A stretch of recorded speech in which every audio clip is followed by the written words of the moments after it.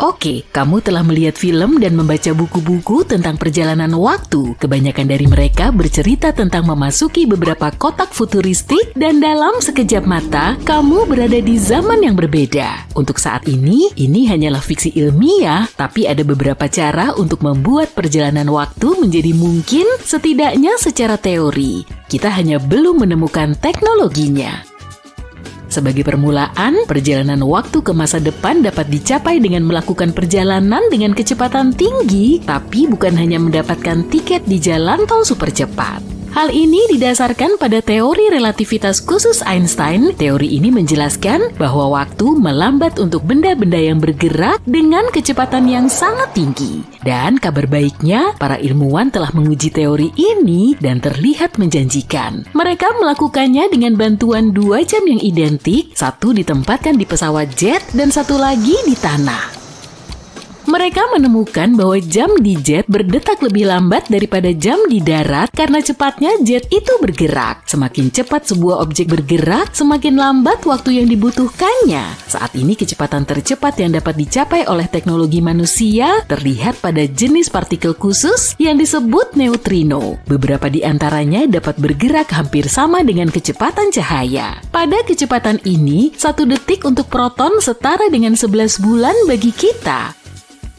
Kita mungkin bisa melakukan perjalanan waktu ke masa depan dengan menggunakan gravitasi. Ide ini juga didasarkan pada temuan Einstein, yaitu teori relativitas umum. Teori ini menjelaskan bahwa semakin kuat gravitasi, semakin lambat waktu bergerak. Artinya, semakin kamu mendekati pusat bumi, kekuatan gravitasi semakin meningkat. Kalau kamu berpikir seperti itu, waktu sebenarnya berjalan lebih lambat untuk kakimu daripada kepalamu. Apakah itu sebabnya aku selalu terlambat? Alasan yang bagus. Efek ini juga telah diukur dengan bantuan strategi yang sama dengan 2 jam yang identik. Para ilmuwan menempatkannya di rak pada ketinggian yang berbeda dan mengukur laju detaknya. Jam di rak yang lebih rendah berdetak lebih lambat karena mengalami gravitasi yang sedikit lebih kuat. Tapi pilihan ini memiliki kekurangan. Untuk dapat melakukan perjalanan ke masa depan yang jauh, kamu harus menemukan tempat dengan gravitasi yang sangat kuat seperti lubang hitam. Lubang hitam adalah sebuah titik di ruang angkasa di mana gravitasi memiliki kekuatan yang sangat besar sehingga cahaya pun tidak dapat menghindarinya. Di sana gravitasi menjadi sangat kuat sehingga materi terjepit ke dalam ruang yang sangat kecil. Semakin dekat kamu ke lubang hitam, semakin lambat waktu bergerak. Namun perjalanan melalui lubang hitam sangat berbahaya. Sebagian besar karena itu adalah tiket sekali jalan. Sekali kalian melewati tepiannya, tidak ada jalan untuk kembali. Fakta menarik, sistem GPS yang kita gunakan pada ponsel dan mobil kita sudah memperhitungkan efek dilatasi waktu agar dapat bekerja dengan baik. Hal ini disebabkan oleh kecepatan satelit yang mereka gunakan dan gravitasi yang mereka rasakan di bumi. Tanpa koreksi ini, GPS ponselmu tidak akan dapat menentukan lokasimu di bumi dengan tepat. Sementara itu, pilihan ketiga tidak terlalu berkaitan dengan kekuatan alam semesta yang tidak diketahui dan lebih berkaitan dengan tubuh kita sendiri. Para ilmuwan mencoba menemukan cara untuk melakukan perjalanan waktu ke masa depan dengan memperlambat proses tubuh kita sendiri. Ini bukanlah perjalanan waktu, kamu tidak akan pergi kemanapun secara teknis. Tetapi kalau tubuhmu tetap diam untuk jangka waktu yang lama, kamu akhirnya bisa terbangun di masa depan. Beberapa hewan seperti beruang dan tupai dapat memperlambat metabolisme mereka selama hibernasi, yang berarti mereka tidak membutuhkan banyak makanan dan oksigen untuk bertahan hidup. Para ahli mencoba mencari tahu apakah manusia dapat melakukan hal yang sama. Mereka sedang mencari cara untuk membuat manusia mengalami hibernasi jangka pendek selama beberapa jam. Hal ini dapat membantu dalam keadaan darurat medis juga untuk menolong seseorang sebelum mereka bisa sampai ke rumah sakit dengan selamat. Pada tahun 2005, para ilmuwan dapat memperlambat metabolisme tikus dengan memaparkannya pada sejumlah kecil gas khusus. Namun ketika mereka mencoba melakukan hal yang sama pada hewan yang lebih besar, hasilnya tidak efektif. Pilihan keempat untuk menjelajah waktu sangatlah unik. Cara ini melibatkan jenis jalan pintas khusus yang mungkin ada di alam semesta kita yang disebut lubang cacing. Sebelum kita lanjutkan, yuk kita coba pahami apa itu lubang cacing. Coba bayangkan ada 2 bola dan sebuah trampolin. Kalau tidak ada tekanan yang diberikan pada trampolin, trampolin akan tetap datar. Sekarang bayangkan 2 bola diletakkan di atas trampolin secara simetris. Kalau kamu melihatnya dari perspektif ini, tidak ada kemungkinan kedua bola itu akan bersentuhan. Tapi, kalau kamu memberikan tekanan yang cukup pada trampolin di antara kedua bola, kain yang fleksibel ini bisa meregang sehingga kedua benda tersebut berpotensi saling bersentuhan. Hal yang sama juga terjadi pada bintang-bintang di sistem kebintangan yang berbeda. Bintang-bintang itu cukup besar untuk melengkungkan ruang angkasa di sekelilingnya. Itulah sebabnya sebagian besar planet cenderung mengitari bintang. Terowongan di antara kedua titik tersebut adalah lubang cacing. Lubang cacing ini bisa digunakan untuk melakukan perjalanan jarak jauh, misalnya 1 miliar tahun cahaya, atau bahkan mengunjungi waktu yang berbeda.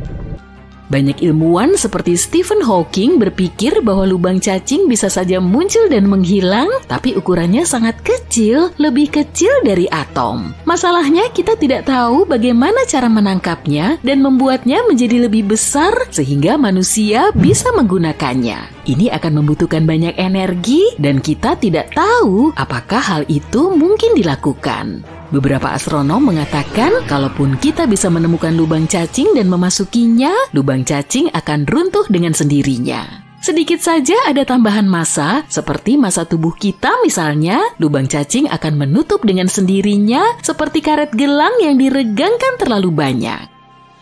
Solusi kelima untuk menjelajah waktu diusulkan oleh fisikawan Amerika bernama Ron Mallett. Solusi ini melibatkan satu sumber daya yang kita tahu pasti berlimpah di alam semesta, cahaya. Ilmuwan ini mengajukan sebuah teori tentang perjalanan waktu yang menggunakan silinder cahaya yang berputar. Dia percaya bahwa jika sesuatu dijatuhkan ke dalam silinder yang berputar ini, maka sesuatu itu bisa bergerak dalam ruang dan waktu, mirip seperti gelembung yang bergerak ketika kamu mengaduk-ngaduknya dengan sendok di dalam kopi. Menurut Mallett, bentuk silinder yang tepat dapat memungkinkan untuk melakukan perjalanan ke masa lalu dan masa depan. Fisikawan ini telah berusaha mengumpulkan dana untuk sebuah eksperimen untuk menguji teorinya. Eksperimen ini melibatkan aktivitas menjatuhkan partikel kecil yang disebut neutron melalui susunan melingkar laser yang berputar. Namun, ilmuwan lain mengatakan bahwa teori Mallett tidak mungkin dan tidak perlu diuji lebih lanjut. Bahkan jika kita pada akhirnya menemukan cara untuk melakukan perjalanan ke masa lalu atau ke masa depan, apakah itu aman? Para ilmuwan telah membicarakan masalah yang disebut paradoks perjalanan waktu untuk waktu yang lama. Pertanyaan utamanya adalah apa yang akan terjadi kalau kamu kembali ke masa lalu dan melakukan sesuatu yang mengubah masa depan. Namun, sebuah studi baru dari para peneliti University of Queensland mengatakan bahwa masalah ini mungkin tidak nyata. Para ilmuwan telah melakukan beberapa perhitungan dan menemukan bahwa meskipun kamu telah mengubah sesuatu di masa lalu, garis waktu akan tetap berakhir dengan cara yang sama. Variasi lain dari masalah ini disebut paradoks kakek. Bayangkan kembali ke masa lalu dan mencegah kakekmu sendiri untuk memiliki keturunan. Kalau dipikir-pikir, secara otomatis berarti kamu seharusnya tidak ada sejak awal. Kalau kakek dan nenekmu tidak memiliki orang tuamu, bagaimana mungkin kamu bisa ada, kan? Saat ini para ilmuwan yakin bahwa meskipun kamu mengalami hal seperti itu, kamu masih ada di masa sekarang. Itu karena garis waktu yang sudah ada memiliki cara untuk menyesuaikan dirinya sendiri, terlepas dari dimanapun orang berada pada waktu itu dan apa yang mereka lakukan. Atau entah bagaimana kamu bisa mendapatkan 1,21 gigawatt dan sebuah DeLorean dan menjadi seperti Marty McFly.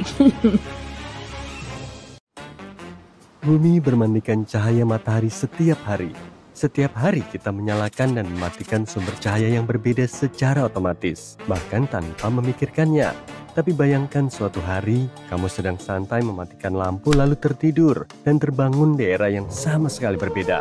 Mari kita lihat bagaimana hal itu bisa terjadi dan apa hubungannya dengan cahaya. Fisika kuantum itu cukup gila. Sementara fisika klasik itu seperti sebuah film yang diproyeksikan dari awal hingga akhir. Dunia kuantum itu sendiri memiliki kemampuan untuk mengambil kendali jarak jauh dan memanipulasi adegan yang kamu tonton. Menarik dan misterius. Katakanlah kamu memiliki saklar lampu biasa yang bisa menyala atau mati.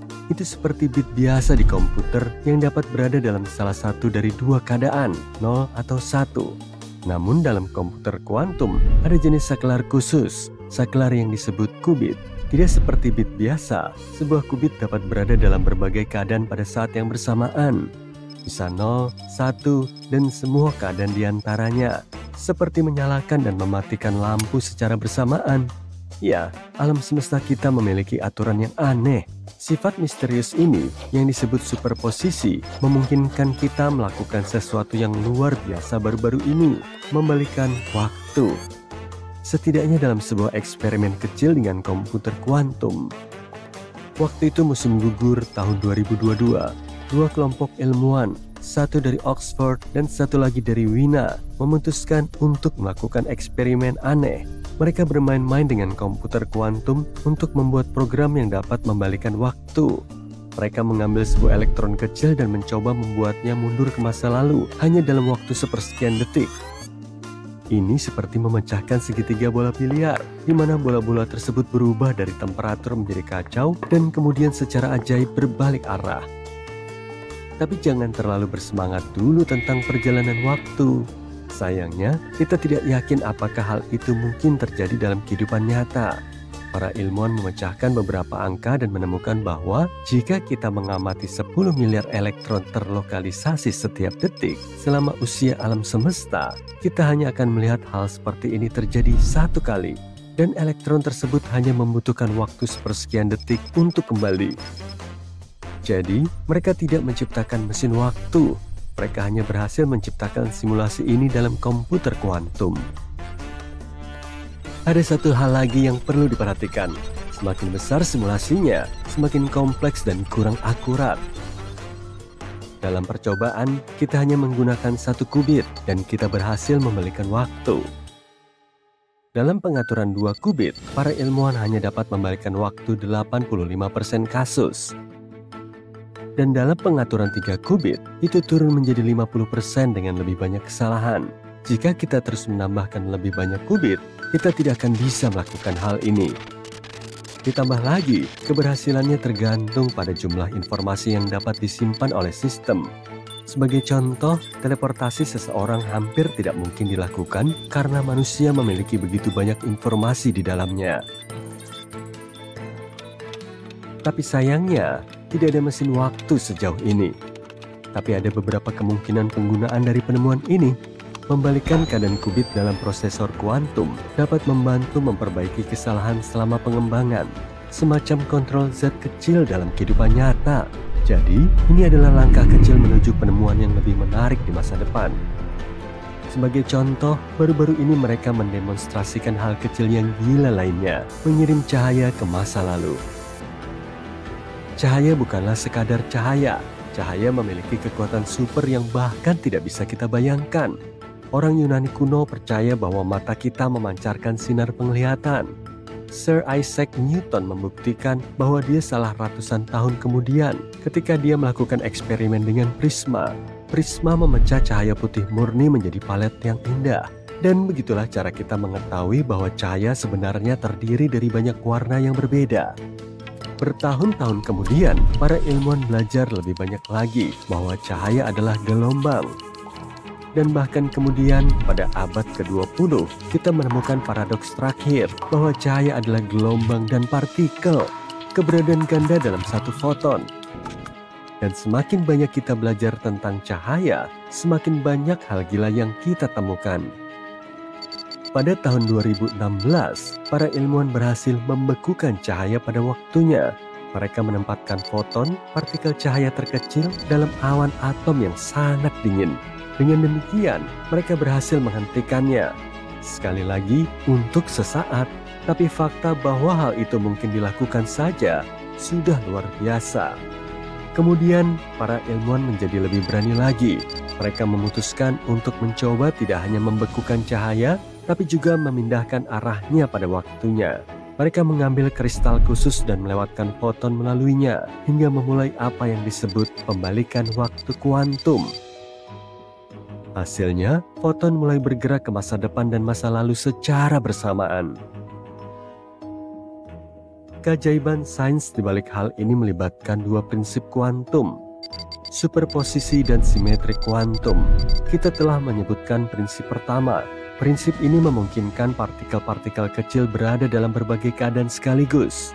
Sekarang prinsip kedua mengatakan bahwa bahkan jika kamu membalikkan partikel seperti cermin, partikel akan tetap mengikuti hukum yang sama. Dengan menggabungkan semua ini, para ilmuwan menciptakan sebuah foton yang menentang gerak maju waktu yang biasa terjadi. Tapi lagi-lagi, belum ada yang wow.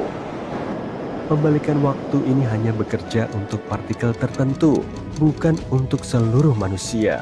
Dan bahkan jika itu berhasil bagi kita, memundurkan waktu seseorang bahkan untuk 1 detik saja akan membutuhkan waktu yang sangat lama dan energi yang sangat besar. Namun fakta bahwa kita bisa mengubah kecepatan cahaya dan membuatnya berubah arah sudah sangat menakjubkan. Para ilmuwan sudah melihat beberapa aplikasi yang mungkin untuk hal ini. Sebagai contoh, para peneliti Harvard mengusulkan cara keren bagi pesawat ruang angkasa untuk melesat melintasi ruang angkasa dengan kecepatan cahaya dengan menumpang supernova. Biasanya, perjalanan ke bintang lain membutuhkan energi yang sangat besar. Tapi para ilmuwan ini punya ide yang sangat liar.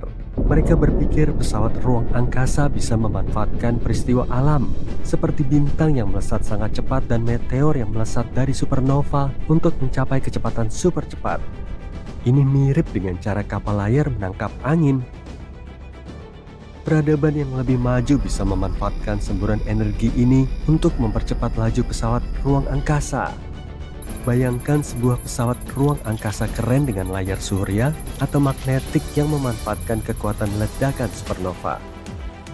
Layar-layar ini dapat menggunakan tekanan radiasi matahari untuk bekerja, sehingga kita tidak memerlukan mesin atau bahan bakar tradisional. Selain itu, konsep layar ini jauh lebih ringan dan lebih murah untuk diluncurkan ke luar angkasa dibandingkan dengan pesawat ruang angkasa biasa. Tim ini sedang mengerjakan layar cahaya yang dipercepat oleh laser untuk mencapai 20% kecepatan cahaya. Mungkin kedengarannya tidak terlalu cepat, tapi itu adalah kecepatan yang gila. Mimpi mereka adalah membantu umat manusia untuk melakukan perjalanan cepat ke Alpha Centauri hanya dalam waktu 2 dekade. Bukankah menakjubkan betapa banyak hal yang bisa kita lakukan dengan cahaya? Dan tidak hanya dalam imajinasi kita. Mari kita lanjutkan ke pencapaian yang lebih praktis. Baru-baru ini, sebuah perusahaan kamuflase Kanada bernama Hyperstealth Biotechnology Corporation telah membuat jubah ajaib yang sebenarnya. Jubah tembus pandang ini tidak membutuhkan sumber daya apapun, setipis kertas dan tidak akan menguras kantong.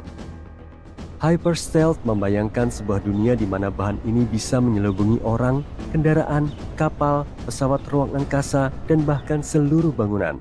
Ini masih dalam tahap prototipe, tapi sudah bekerja dengan baik. Mereka menamai teknologi luar biasa ini Quantum Stealth. Teknologi ini membelokkan cahaya sedemikian rupa sehingga dapat membuat objek menghilang dari pandangan. Teknologi ini dapat membuat objek hampir tidak terlihat, tidak hanya dalam spektrum yang terlihat, tapi juga dalam ultraviolet, inframerah, inframerah gelombang pendek, dan bahkan dapat melakukan pemblokiran spektrum thermal. Teknologi ini bekerja berkat lensa lentikular, yakni lembaran bergelombang dengan lensa yang melengkung keluar. Apabila ditumpuk dengan cara tertentu, lensa ini membiaskan cahaya pada berbagai sudut, menciptakan bintik-bintik yang menghalangi cahaya dan menyembunyikan objek di balik materi. Sayangnya ini tidak memberikan efek tembus pandang sepenuhnya, tapi mungkin suatu hari nanti kita akan mencapainya jika kita terus mengusahakannya. Jika kamu bersembunyi di baliknya, ini akan terlihat seperti kaca yang agak kotor atau buram, tapi kamu tidak akan terlihat. Jika kamu meletakkan selubung ini di depan tubuhmu, kamu akan terlihat seperti kepala yang melayang. Kemajuan ilmiah sedang berjalan gencar-gencarnya. Mungkin suatu hari nanti, kita akan dapat membalikkan waktu tidak hanya untuk partikel cahaya kecil, tapi juga untuk seluruh manusia. Sampai saat itu tiba, mari kita nikmati jubah tembus pandang kita dan tetaplah penasaran. Yuk jalan-jalan menyusuri jalan kenangan kembali ke masa-masa awal sejarah manusia ketika nenek moyang kita hidup di bumi sebagai suku-suku nomaden. Bayangkan sejenak bagaimana kehidupan bagi mereka yang memiliki gangguan penglihatan. Bagi yang cukup beruntung karena hanya memiliki masalah penglihatan ringan, mereka mungkin bisa bergerak tanpa terlalu banyak kesulitan. Tapi bagi mereka yang memiliki masalah penglihatan yang parah, tantangannya sangat berat. Produktivitas dan manfaat mereka bagi suku mereka bisa sangat terganggu yang berpotensi menyebabkan mereka ditinggalkan. Begitu manusia menetap dan membentuk komunitas, cara kita memperlakukan satu sama lain mulai berubah dan kita mulai memandang orang-orang yang memiliki masalah penglihatan parah dengan lebih baik dan penuh empati. Namun tanpa pengetahuan ilmiah yang kita miliki saat ini, kapasitas kita untuk memberikan dukungan sangat terbatas. Sebelum kacamata tersedia, orang-orang yang memiliki masalah penglihatan ringan seperti rabun jauh mungkin tidak terlalu terpengaruh. Meskipun gangguan penglihatan mereka mungkin membuat tugas-tugas tertentu seperti berburu atau menemukan ancaman menjadi lebih sulit, orang-orang ini masih dapat berkontribusi pada kelangsungan hidup suku mereka dan oleh karena itu secara umum diterima oleh rekan-rekan mereka. Seiring berjalannya waktu, dengan semakin memburuknya penglihatan, banyak orang yang belajar untuk beradaptasi. Penurunan penglihatan secara bertahap selama beberapa tahun mungkin tidak disadari oleh mereka, sehingga mereka mengembangkan mekanisme penanggulangan seperti lebih mengandalkan indera lainnya.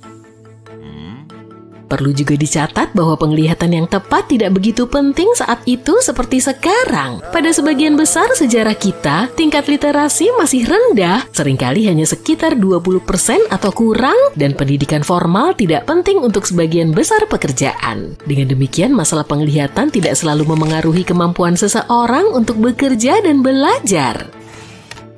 Kebanyakan orang tidak diharapkan untuk melakukan tugas yang memerlukan penglihatan yang luar biasa. Jadi mereka bisa bertahan selama mereka bisa melaksanakan tugas mereka yang seringkali berupa pekerjaan fisik. Ini mungkin tampak keras menurut standar saat ini, tapi jika penglihatanmu cukup baik untuk bekerja di, katakanlah ladang, kamu setidaknya bisa mendapatkan makanan dan penghasilan.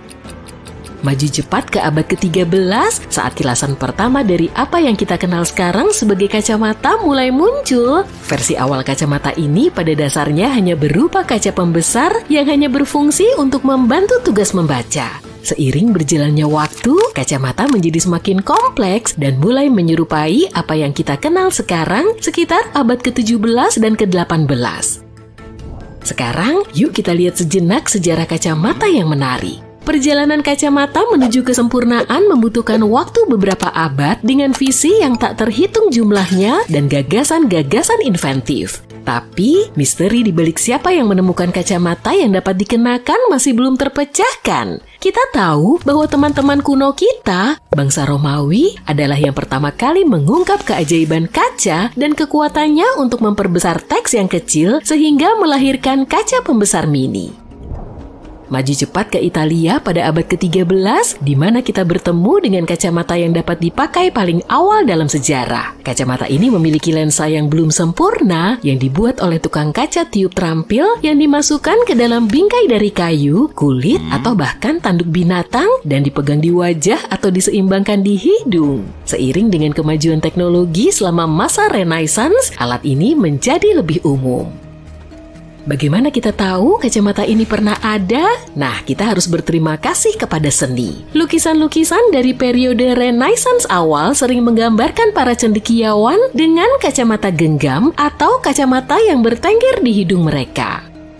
Berdasarkan tes penglihatan yang belum sempurna, para pembuat kaca Italia membuat lensa dengan ketebalan yang bervariasi. Seiring dengan popularitasnya yang melonjak, kacamata ini memulai perjalanannya dari Italia ke seluruh Eropa menjadi aksesori mewah yang tersedia bagi kaum-kaum yang mampu membelinya. Mengingat pentingnya pengetahuan selama masa Renaissance, kacamata menjadi simbol kecakapan intelektual dan kekayaan.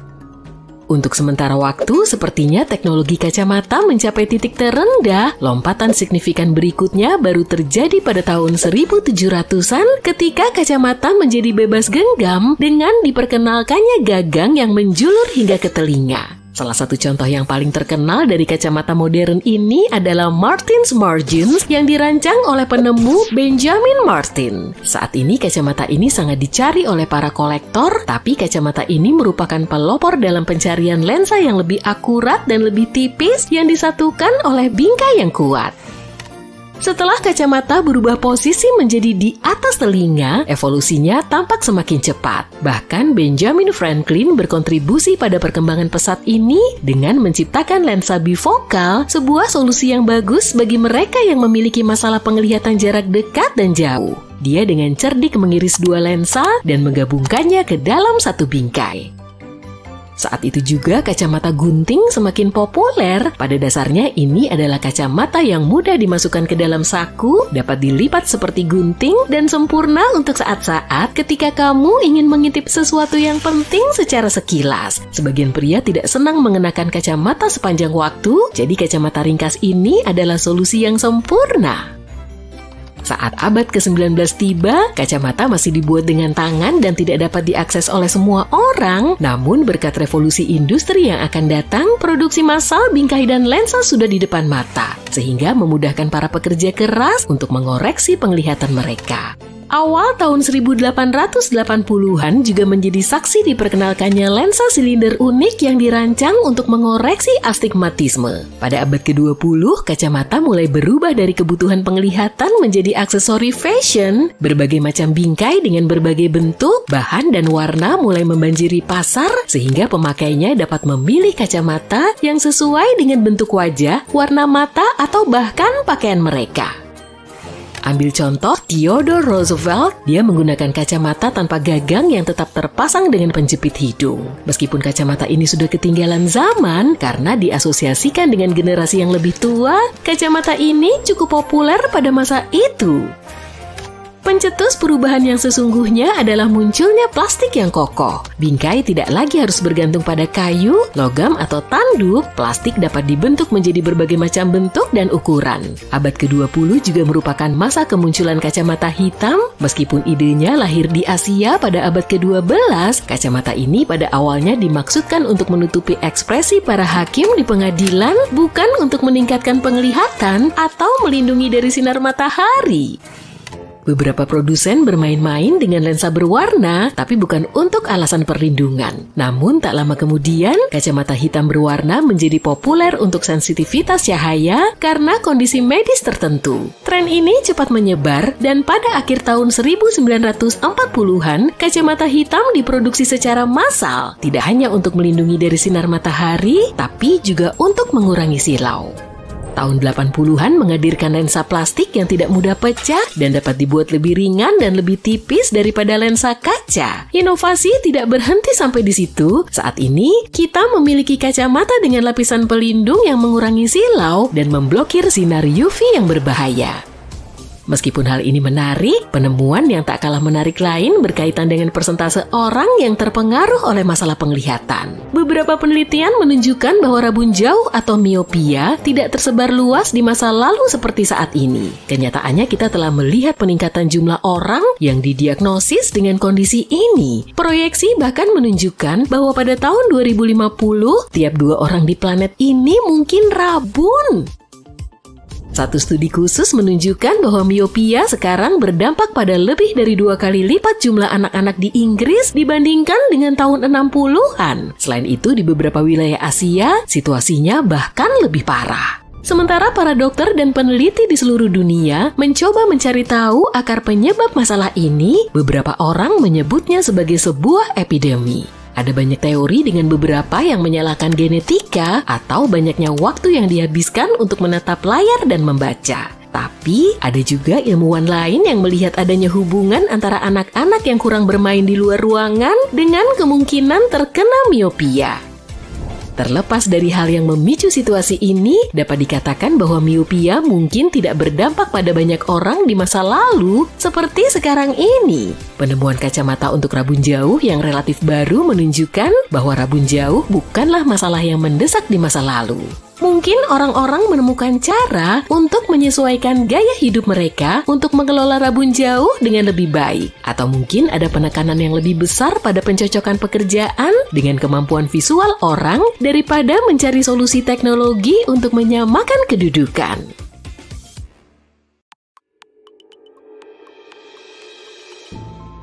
Kamu tahu apa yang dikatakan Stephen Hawking? Bukti terbaik yang kita punya bahwa perjalanan waktu nggak mungkin terjadi dan nggak akan pernah terjadi adalah kita belum pernah diserbu oleh segerombolan turis dari masa depan. Tapi gimana kalau para turis ini datang ke masa kita, tapi mereka melakukannya secara diam-diam? Kamu bahkan mungkin pernah bertemu dengan salah satu dari mereka. Yuk kita lihat penjelajah waktu yang paling terkenal. Perkenalkan Orin, dia adalah cyborg yang datang kepada kita dari tahun 2050 untuk menghentikan kiamat yang akan datang. Pada 2020, dia muncul di sebuah acara TV di mana dia mengatakan seluruh dunia ada di dalam Matrix, kemudian dia menjadi berita utama dan memberikan wawancara kepada kanal YouTube populer. Sebagai bukti dia adalah cyborg, dia mendemonstrasikan suara robotiknya yang bisa dibuat dalam program komputer sederhana. Dan dia juga menyebut dirinya kita karena dia menyatakan dirinya sebagai kesadaran kolektif yang datang untuk menyelamatkan umat manusia. Orin menjadi terkenal karena ramalannya tentang masa depan, namun ternyata banyak ahli yang telah mengumumkan ramalan ini sebelumnya. Dia juga bilang sebuah perusahaan besar sedang menekan umat manusia dan kita berada di dalam simulasi komputer yang rumit. Kalau kita nggak memperbaiki diri atau peduli terhadap satu sama lain dan alam, maka kiamat akan dimulai pada 2050. Orin nggak lagi muncul di acara-acara besar, tapi dia punya basis penggemar kecil yang menyukai segala macam teori yang fantastis. Penjelajah waktu lainnya adalah Adam Archen yang datang kepada kita dari tahun 2045. Ada sebuah wawancara dengannya di YouTube di mana dia berbagi beberapa detail tentang masa depan Amerika Serikat. Setelah itu videonya menjadi viral dan menjadi berita utama di banyak surat kabar. Archen melaporkan presiden resmi terakhir negara Amerika Serikat adalah putri Martin Luther King III, Yolanda Reyna King, dan dia akan menjadi presiden Amerika Serikat terhebat dalam sejarah. Peristiwa menarik lainnya yang diumumkan Archen akan terjadi pada 2028. Dia bilang manusia akan mengetahui tentang keberadaan peradaban luar angkasa. Dia menambahkan, makhluk-makhluk ini nggak akan datang dari luar angkasa. Dia juga bilang dunia akan beralih ke mata uang digital tunggal dan semua uang tunai akan hilang. Tentu saja nggak ada yang mempercayainya, sehingga para ahli melakukan tes pendeteksi kebohongan. Dan Adam Archen berhasil melewatinya. Dia bilang dia punya sebuah chip di tangannya untuk memfasilitasi perjalanan waktu. Peradaban luar angkasa akan tiba di bumi pada 2028 dan pada 2045 manusia akan lebih dekat dengan robot. Pendeteksi kebohongan gak menyatakan Archen berbohong, tapi ini bukan berarti dia berkata jujur karena alat ini bisa ditipu dengan bantuan pelatihan khusus. Bagaimanapun pada 2028 kita akan mengetahui apakah Archen benar atau tidak. Semua penjelajah waktu ini tiba di masa lalu dan untuk beberapa alasan nggak menggunakan pengetahuan dari masa depan. Apa yang akan kamu lakukan kalau kamu bisa kembali ke 50 tahun yang lalu? Mungkin kamu akan menginvestasikan uangmu pada saham perusahaan baru yang akan menjadi perusahaan besar yang mahal. Dengan begini, semua orang akan percaya kamu benar-benar berasal dari masa depan. Dan ngomong-ngomong, ada seorang pria loh yang melakukannya. Dia menginvestasikan $800 di bursa saham dan menghasilkan $350 juta. Nama orang ini adalah Andrew Carson dan dia mendapatkan jackpot besar pada 2003. Namun dia nggak bisa menikmati kehidupan yang kaya raya karena FBI mendatanginya. Andrew menjual beberapa saham dan membeli saham lainnya dan melakukannya dengan sangat sukses. Dengan demikian dalam beberapa bulan dia menjadi seorang jutawan. Komisi Sekuritas nggak percaya dengan kebetulan seperti itu, jadi mereka memanggil FBI. Selama interogasi, semua orang yakin Andrew akan mulai membela diri dan mengatakan bahwa dia beruntung. Namun dengan tenang dia menjawab, dia datang dari tahun 2256 dengan bantuan mesin waktu. Tentu saja nggak ada yang menganggapnya serius, namun ketika FBI mulai mencari informasi tentang pria ini, mereka nggak menemukan apapun. Andrew Corzine nggak punya dokumen, dia nggak ada dalam database apapun, dia muncul begitu saja dan mulai menghasilkan banyak uang. Dia diinterogasi selama sekitar 4 jam dan sikapnya cukup tenang. Sepertinya sih dia berkata jujur, tapi dia nggak memberitahu mereka lokasi mesin waktu itu. Ketika pers mengetahui tentang pria ini, dia langsung menjadi selebriti. Situs-situs berita terkenal mulai menulis tentang Andrew Corzine. Artikel-artikel muncul di Jepang, Australia, Jerman, Inggris, dan negara-negara lain. Dan tentu saja para jurnalis mulai menelpon FBI untuk mencari tahu lebih banyak detail tentang pria ini. FBI bilang kepada mereka seluruh cerita itu adalah fiksi dan gak ada Andrew Corzine. Informasi tentang dia muncul di sumber internet yang dikenal dengan berita palsunya. Pada titik tertentu, artikel tentang penjelajah waktu itu entah bagaimana masuk ke Yahoo dan menjadi viral. Jadi seperti yang kita lihat, semua pernyataan tentang penjelajah waktu adalah fiksi atau bohong. Pembicaraan tentang perjalanan seperti itu muncul berkat film dan buku yang fantastis. Budaya pop telah sangat mempengaruhi konsep fantastis ini dan menciptakan beberapa teori yang mengklaim perjalanan waktu itu nyata dan beberapa orang percaya akan hal itu. Terutama mereka yang jauh dari sains. Tapi, apa pendapat ilmuwan sungguhan tentang hal ini? Apakah perjalanan seperti itu benar-benar mustahil? Yuk kita cari tahu.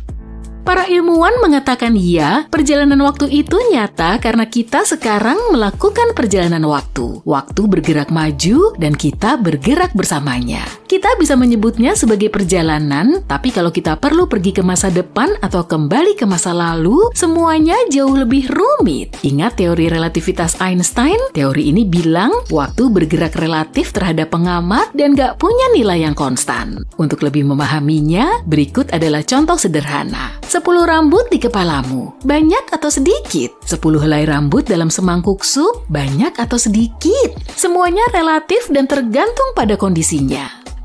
Hal yang sama juga terjadi pada ruang dan waktu. Kalau kita bergerak dengan kecepatan yang luar biasa, mendekati kecepatan cahaya, maka waktu akan melambat bagi kita. Persepsi waktu menjadi berbeda bagi orang yang sedang berlari dan orang yang sedang berdiri diam. Kalau kita berada di dekat objek yang berat, katakanlah 1000 kali lebih berat daripada matahari, maka waktu di dekat objek ini juga akan melambat berkat gravitasinya yang kuat. Dalam hal ini perjalanan waktu bisa terjadi kalau kamu adalah orang tua dan bertemu dengan temanmu yang masih muda 50 tahun yang lalu. Kenapa kamu masih sangat muda? Oh, aku baru aja terbang di ruang angkasa dengan kecepatan yang luar biasa selama ini. Itu aja. Tapi ini nggak berarti teman ini hanya duduk di pesawat luar angkasa selama 50 tahun dan nggak menua. Enggak lah, waktu berbeda baginya. 10 tahun bagimu di bumi adalah waktu yang lama, tapi baginya 10 tahun ini berlalu seperti setengah jam. Gravitasi dan kecepatan membelokkan waktu, karena itulah astronot Scott Kelly yang menghabiskan 1,5 tahun di orbit menjadi 5 milidetik lebih muda daripada saudara kembarnya setelah tiba di bumi. Selama ini Scott menghabiskan waktunya di dalam pesawat luar angkasa yang terbang di orbit dengan kecepatan tinggi dan dia juga berada lebih jauh dari pusat gravitasi planet ini. Jadi waktu berjalan lebih lambat 5 milidetik baginya daripada saudaranya. Secara objektif, waktu selalu berjalan dengan kecepatan yang sama, tapi kecepatannya berubah di dalam persepsi pengamat yang berbeda dalam kondisi yang berbeda. Itulah yang dimaksud dengan teori relativitas. Lalu bagaimana dengan melompat ke masa depan atau masa lalu seperti di film-film? Lubang cacing akan membantumu dalam hal ini. Ini adalah sesuatu seperti terowongan yang melewati ruang dan waktu dan bisa menghubungkan segmen waktu yang berbeda di berbagai tempat di alam semesta. Lubang cacing seperti kode curang yang bisa melanggar hukum alam semesta. Lubang cacing sulit dipahami, punya ukuran yang berbeda, nggak bisa diprediksi, muncul di ruang angkasa, dan menghilang. Tapi masalah utamanya, lubang cacing hanya ada dalam teori dan fiksi ilmiah dan belum pernah ditemukan di alam semesta kita oleh para ilmuwan. Apa kamu tahu kalau ada suatu objek astronomi di mana ruang dan waktu bisa benar-benar bertukar tempat? Gimana cara kerjanya ya? Dan apa persisnya arti bertukar tempat dan waktu? Yuk kita cari tahu. Bayangin kamu di dalam pesawat ruang angkasa. Kendaraan itu cuma bisa bergerak lurus, jalurmu menuju titik tertentu yang nggak bisa kamu hindari dan kamu nggak tahu apa yang ada di depan. Kamu cuma bisa berharap ini nggak akan terlalu buruk, sementara itu semua yang di sekitarmu benar-benar kacau. Kolase kacau dari banyak peristiwa sejarah. Apa yang kamu lihat? Manusia purba dan dinosaurus? Lahirnya alam semesta? Masa depan? Siapa tahu akan seperti itulah alam semesta jika kita bertukar waktu dan ruang. Dan secara teori, itu yang akan kamu lihat jika kamu jatuh ke dalam lubang hitam dan berhasil selamat. Tapi gimana hal seperti ini mungkin terjadi? Pertama, yuk kita bahas dulu waktu dan ruang. Bayangin kamu menggambar bohlam di kertas, lalu ambil kertas lain dan gambar gimana bohlam itu dinyalakan. Saat ini baru satu lingkaran sinar kecil, satu lembar lagi, lingkaran sinar membesar. Lingkaran itu makin besar sampai akhirnya menjadi sangat besar. Di dunia nyata, bohlam menyala dalam sekejap mata karena cahaya bergerak paling cepat di alam semesta. Tapi di sini, di gambar kita menangkap gambar merambatnya cahaya bingkai demi bingkai. Kita lihat bagaimana seiring waktu cahaya membesar dari sebuah titik kecil sampai lingkaran besar. Tapi jika kita hubungkan titik-titik ini, apa kamu jadi teringat bentuk tertentu? Misalnya, kerucut? Iya, tepat. Ini disebut kerucut cahaya. Dan waktu adalah poros pusat dari kerucut ini. Kenapa? Karena cahaya berubah dari titik kecil menjadi lingkaran besar seiring waktu. Untuk mengingat ini, yuk kita gambar vektor waktu, sebuah anak panah di dalam kerucut itu. Anak panah ini mengarah dari masa lalu ke masa depan.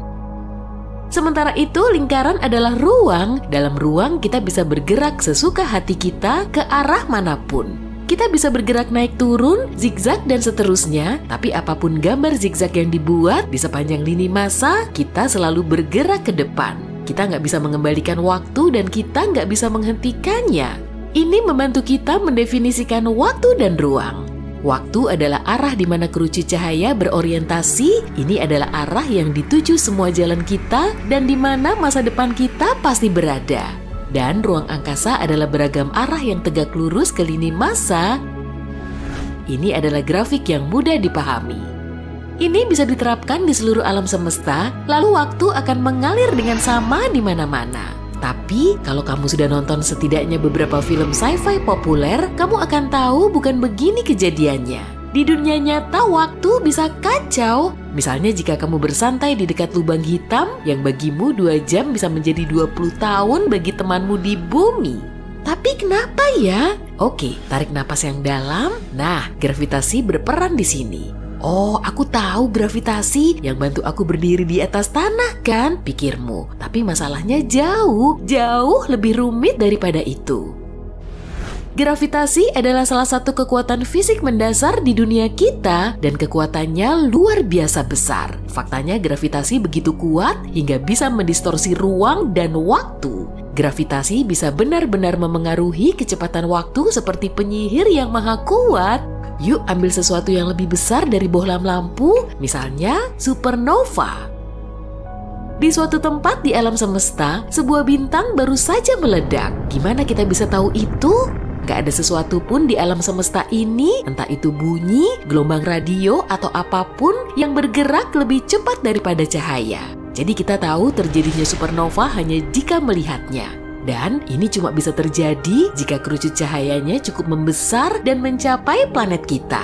Jadi kerucut cahaya itu membesar dan makin besar, dan sejauh ini semuanya baik-baik aja. Akhirnya kerucut itu mencapai planet kita.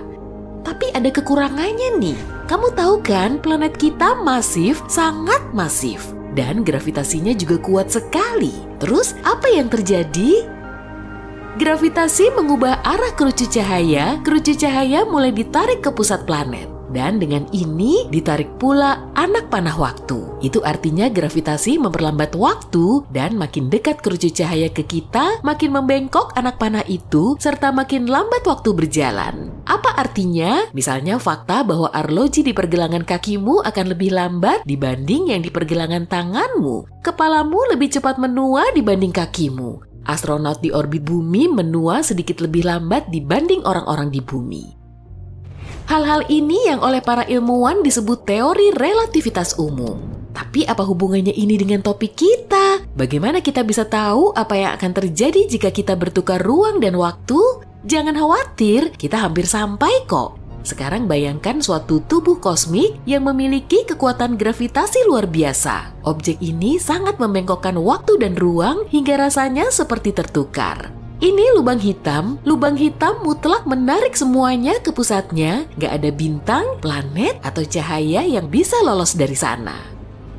Katakan kerucut cahaya kita mendekati lubang hitam, pertama seperti biasa, waktu mulai membengkok ke arah pusat lubang hitam karena ditarik oleh gravitasinya. Tapi gravitasi itu sangat kuat, jadi waktu makin bengkok dan makin mendekati pusat, waktu berjalan makin lambat. Akhirnya kerucut cahaya itu melewati batas lubang hitam yang disebut horizon peristiwa.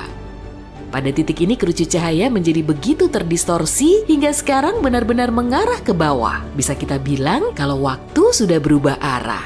Waktu mengarah ke bawah? Omong kosong macam apa itu? Tanyamu. Akan lebih mudah kalau dijelaskan dengan contoh yang nyata ya. Bayangin kamu adalah astronaut sinting yang memutuskan untuk terjun ke dalam lubang hitam. Dan ada pengamat di dalam pesawat ruang angkasa yang mengawasimu melakukan hal ini dengan alasan tertentu. Awalnya bagimu nggak terjadi suatu perubahan apapun, kamu melihat arlojimu, 5 menit telah berlalu dan semua baik-baik saja. Tapi bagi si pengamat, pertama-tama kamu akan jatuh ke dalam waktu yang sangat lama. Pengamat sudah duduk di sana selama 50 tahun dan kamu belum selesai jatuh. Semua itu karena waktu telah melambat. Yang kedua, karena ruang juga sudah terdistorsi di dekat lubang hitam dan pengamat akan melihat bagaimana kamu mulai teregang mirip spaghetti. Omong-omong ini istilah ilmiah loh, proses ini disebut spaghettification. Lalu akhirnya kamu menyeberangi horizon peristiwa dan pengamat nggak bisa melihatmu lagi. Cahaya nggak bisa lolos dari lubang hitam hingga citramu nggak akan mencapai pengamat meskipun kamu masih ada di dalam. Gimana dengan kamu? Apa jadinya kalau kamu selamat begitu saja? Ingat, anak panah waktu mengarah ke pusat lubang hitam. Apa artinya ya? Artinya sekarang pusat lubang hitam adalah masa depanmu. Pusat lubang hitam bukan tempat, tapi takdir yang gak bisa kamu ubah dan dari manapun asalmu, juga bagian lain alam semesta ini gak akan ada lagi bagimu. Karena sekarang itu bukan tempat, tapi kejadian dari masa lalu. Karena kamu gak bisa mengembalikan waktu, kamu gak akan pernah bisa kembali ke masa lalu. Tapi apa yang ada di sekelilingmu? Kekacauan total. Berkas-berkas cahaya sekarang bergerak ke segala arah, maju, mundur, dan seterusnya. Berkas-berkas itu menggambarkan peristiwa masa lalu, masa depan, masa sekarang, dan semua ini bergerak di sekitarmu. Kenyataannya ruang dan waktu nggak bertukar tempat, tapi rasanya seperti itu. Karena di dalam ruang, sekarang kamu cuma bisa bergerak maju seolah-olah di sepanjang garis lurus. Dan waktu yang direfleksikan berkas-berkas cahaya mengepungmu di mana-mana dan bergerak ke semua arah yang mungkin. Dan di sini kita kembali ke awal. Contoh mengerikan ini membantu kita membayangkan akan seperti apa rasanya jika waktu dan ruang menjadi terbalik. Pastinya ini cuma teori dan dugaan, ide bahwa kita akan bergerak ke satu arah tertentu, arah yang belum kita pilih, dan adanya kekacauan waktu di sekeliling, kedengarannya cukup menakutkan ya. Tapi ini akan menjadi pengalaman yang menarik sekali. Kayaknya berbahaya, kamu duluan aja deh. Baru-baru ini, para ilmuwan telah menciptakan kristal waktu yang pertama. Kedengarannya seperti sesuatu yang langsung dari fiksi ilmiah kan? Seolah-olah itu semacam komponen misterius untuk mesin waktu. Tapi ini tidak sepenuhnya benar. Pada kenyataannya, kristal waktu lebih mirip seperti mesin gerak abadi. Tapi apa sebenarnya itu dan bagaimana cara kerjanya? Yuk cari tahu. Pertama, yuk kita bahas tentang kristal secara umum. Ambil kristal biasa dan periksalah di bawah mikroskop, kamu akan melihat bahwa kristal itu, seperti segala sesuatu di sekitar kita, terdiri dari molekul dan atom. Yang membuatnya istimewa adalah atom-atomnya tersusun dalam pola yang berulang. Sebagai contoh, kita ambil kristal garam. Jika kita melihatnya di bawah mikroskop, kita akan melihat pola yang berulang di dalamnya. Pola ini sama di mana-mana, tidak peduli seberapa kecil atau besar potongan garam itu atau bagaimana bentuknya. Di seluruh kristal, pola ini tidak akan berubah dan akan selalu tetap seperti ini, tidak peduli berapa lama waktu telah berlalu. Kristal garam akan tetap memiliki pola atom yang berulang yang sama besok, minggu depan, atau bahkan tahun depan. Sekarang kita beralih ke kristal waktu. Kristal ini seperti kristal biasa, tapi ada uniknya. Kamu mungkin tahu bahwa semua atom di sekitar kita terus bergerak, bahkan pada suhu yang sangat-sangat rendah saat semuanya membeku dan tidak ada yang bisa menghentikannya. Selain itu, pergerakannya juga acak, kacau, dan tidak dapat diprediksi, seperti bergoyang-goyang di ruang angkasa. Namun dalam kristal waktu semuanya berbeda. Atom-atomnya tidak hanya tersusun dalam pola yang berulang seperti pada kristal biasa, tetapi juga bergerak dalam tarian yang melingkar dan berulang tanpa henti. Nah, itu aneh. Atom-atom dalam kristal waktu seperti sebuah pesta dansa yang tak berujung. Semua tamu mengulangi gerakan yang sama dengan urutan yang sama berulang kali.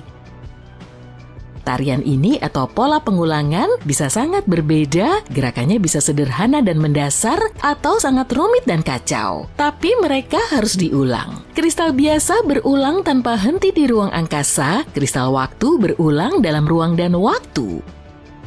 Sekarang untuk memperjelas kristal ini bukanlah jenis biasa yang kita kenal, mereka tidak terlihat seperti berlian atau zamrud atau semacamnya. Sejujurnya mereka sama sekali tidak terlihat seperti itu. Nama indah kristal waktu menggambarkan jenis materi baru yang sangat aneh yang berubah dalam keadaan kuantum selama periode waktu tertentu. Pada dasarnya ini hanyalah gerakan tarian atom. Jadi sayangnya, kamu tidak bisa menaruhnya di rakmu untuk dipajang di sana. Ini bukanlah sebuah bongkahan kuarsa yang indah, ini lebih seperti keingintahuan dalam fisika. Tapi bukan berarti kristal ini nggak keren ya. Sebenarnya ada sesuatu yang sangat tidak biasa dan menarik tentang mereka. Kamu tahu gerakan yang kita bicarakan tadi tetap bertahan bahkan pada suhu nol mutlak? Artinya bahkan ketika dalam bahan dan benda normal, atom akan membeku, kehilangan energi dan berhenti bergerak. Dalam kristal waktu, mereka melanjutkan tariannya yang tak berujung seolah-olah tidak ada yang terjadi. Oh, dan itu baru permulaan loh. Para ilmuwan juga tercengang karena keberadaan kristal waktu melanggar hukum termodinamika kedua. Hukum ini menyatakan bahwa seiring berjalannya waktu, sistem apapun akan menjadi acak dan tidak teratur. Benda yang hangat akan mendistribusikan panasnya dan menjadi dingin. Sebuah vas yang diseimbangkan di tepi meja akan jatuh suatu hari nanti. Dan seterusnya. Tetapi kristal waktu seperti, kami nggak peduli dengan termo sesuatu. Kristal waktu tidak hanya bergerak secara konstan dalam pola yang sama, apapun yang terjadi pada mereka, tetapi mereka juga tidak membutuhkan energi untuk melakukannya. Bahkan jika mereka tidak menerima energi dari manapun, mereka tidak berhenti menari dan tidak menjadi kurang terstruktur atau terorganisir. Iya, kita telah menciptakan keajaiban alam yang indah dan tidak dapat dipahami yang melanggar hukum fisika. Bukankah itu mengesankan? Tapi gimana hal ini bisa terjadi ya? Dan kenapa? Apakah ini berarti tidak ada yang bisa menghentikan atom-atom ini? Dan yang paling penting, mungkinkah ini merupakan petunjuk bagi rahasia mesin gerak abadi? Ini cukup rumit, sekali lagi mekanika kuantum meledakkan otak para ilmuwan. Kali ini dengan misteri lain, perilaku unik dan tidak biasa yang masih kita coba pahami. Karena ini adalah bidang penelitian yang relatif baru, kita belum yakin bagaimana cara kerjanya dan bagaimana dapat menggunakannya. Ngomong-ngomong, bagaimana kita bisa menemukan mereka dan bagaimana mereka diciptakan? Kristal waktu pertama kali diprediksi ada pada tahun 2012 oleh fisikawan teoretis Frank Wilczek. Tidak semua fisikawan menerima teori tersebut pada saat itu. Banyak yang percaya bahwa tidak mungkin melanggar hukum termodinamika kedua. Tapi alam semesta tidak terlalu peduli dengan apa yang dipikirkan oleh para ilmuwan dan Frank memenangkan hadiah Nobel untuk karyanya. Butuh beberapa tahun lagi bagi para ilmuwan untuk benar-benar menciptakan dan mengamati kristal pertama kalinya. Itu terjadi pada tahun 2016 ketika para ilmuwan dari University of Maryland berhasil menciptakannya dengan menggunakan ion logam tanah ytterbium. Inilah yang mereka lakukan. Pertama, mereka mengambil kristal biasa dan benar-benar mendinginkan atom-atom di dalamnya hingga mendekati nol mutlak. Seperti yang telah disebutkan, nol mutlak adalah suhu di mana atom-atom berhenti bergerak. Sejauh ini kita tidak tahu bagaimana cara mencapai suhu ini, tapi kita bisa sangat dekat dengannya. Kita bisa memperlambat atom-atom hingga hampir berhenti.